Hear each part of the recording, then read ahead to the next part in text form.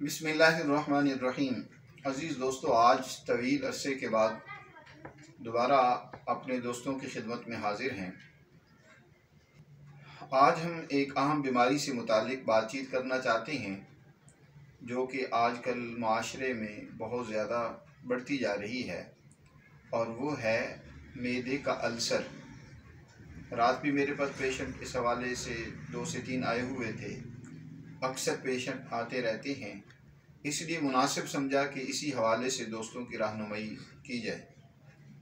अज़ीज़ दोस्तों, अल्सर हमारे मैदे में जब तेज़ाब की मिकदार, एसिड की मिकदार ज़्यादा हो जाती है तो ये इंतहाई तेज़ असर तेज़ाब, नमक तेज़ाब जैसा होता है, और इसके असरात बहुत ही तेज़ होते हैं।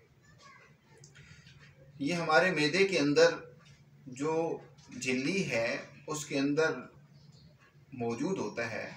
एक एतदाल के साथ तो इसका मौजूद होना इंसानी सेहत के लिए नहायत ज़रूरी है।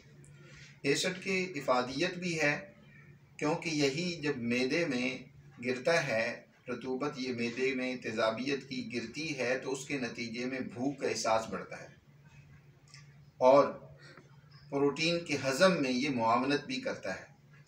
इसकी इफ़ादियत भी है, लेकिन जब ये हद से बढ़ जाता है तो यही तकलीफ़ का बाइस बन जाता है। यही मैदे की दीवारों को, और इसी तरह मैदे के बाद जो छोटी आंत, जो 12 अंगुष्ठी आंत भी कहलाई जाती है, छोटी आंत भी उसे कहते हैं, इसके अंदर भी ज़ख़म पैदा कर देती है। आंतों में अल्सर हो जाए तो उसकी वजह दर हकीकत इसी छोटी आंत के अंदर ही ज़ख़म का हो जाना होता है।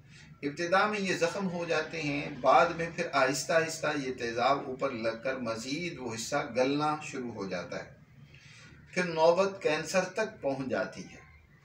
तो मेरे अज़ीज़ दोस्तों, इसका आगाज़ ही से इलाज ज़रूर करना चाहिए। और इसके असबाब पर अगर हम बात करें तो इसकी आजकल बड़ी वजह ये कुछ दहाइयों से जो हमारे माशरे में हमारी खुराक ख़ास तौर पर वो इंतहाई ऐसी बन चुकी है। हमारे नौजवान, हमारे बच्चे बच्चियाँ वो दर हकीकत फ़ास्ट फूड के दिलदादा हो चुकी हैं। कोल्ड ड्रिंक उनकी बेहतरीन मशरूब में शामिल हो चुका है। पानी की जगह पे भी बहुत सारे लोग कोल्ड ड्रिंक का इस्तेमाल करते हैं। तो ये दर हकीकत जब इंसान कसरत से इस्तेमाल करता है, फिर घरों में भी ख़ास तौर पर आजकल जैसे ब्रॉयलर मुर्गी का इस्तेमाल बहुत ज़्यादा होता है, चावल बहुत ज़्यादा खाए जाते हैं, आलू गोभी का इस्तेमाल अक्सर रहता है। तो ये वो चीज़ें हैं जो इंसान के अंदर एसिड की मिकदार को बढ़ा देती हैं, तेज़ाबियत की मिकदार ज़्यादा हो जाती है। जितनी ज़्यादा होती चली जाएगी इतनी ही ये तकलीफ़ का बायस बनती जाएगी। इसलिए सबसे पहले तो ज़रूरी है कि इन चीज़ों से परहेज़ किया जाए, इन चीज़ों को बिल्कुलिया तर्क करें, फ़ास्ट फूड वग़ैरह और ये बाहर की चीज़ों को, ऑयली चीज़ों को इस्तेमाल ना करें। और इसके साथ अब हम आते हैं इलाज की तरफ। तो मेरे अज़ीज़ दोस्तों, एक तो ग़िज़ाई इलाज है। ग़िज़ा में जो है ये कद्दू, टिंडे, तोरी, गाजर, मूली, ये इस तरह की सब्ज़ियाँ ज़्यादा से ज़्यादा इस्तेमाल की जाए। और दूसरा, केले का मिल्क शेक इसके लिए बहुत फ़ायदेमंद होता है, या इसी तरह बादाम का मिल्क शेक बना लें, उसका इस्तेमाल करें तो ये आपके लिए बहुत फ़ायदेमंद साबित होगा। केला और खजूर दोनों मिक्स करके इसका मिल्क शेक बनाया जा सकता है। इसके साथ एक दवाई वो मैं अर्ज़ करता हूँ, इंतहाई आसान सी है। आपने 4 चीज़ें लेनी हैं। एक तरफ आपने हल्दी लेनी है, दूसरी तरफ मलट्ठी, और तीसरी तरफ आपने सौंफ लेनी है।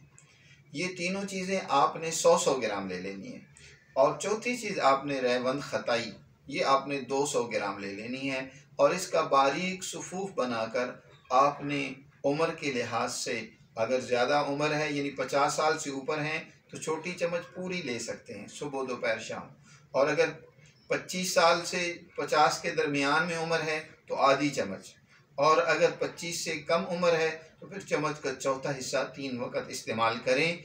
इंशाअल्लाह अल्लाह के फ़ज़ल से मुसलसल चंद दिन के इस्तेमाल से आपको इस बीमारी से अल्लाह ज़रूर छुटकारा अता फ़रमाएगा। दुआओं में याद रखें अपने दोस्त हकीम उस्मान गनी को। हमारे यूट्यूब चैनल को ज़रूर सब्सक्राइब करें और आगे दोस्तों को भी शेयर करें, ताकि ज़्यादा से ज़्यादा दोस्तों को इससे फ़ायदा हासिल हो सके।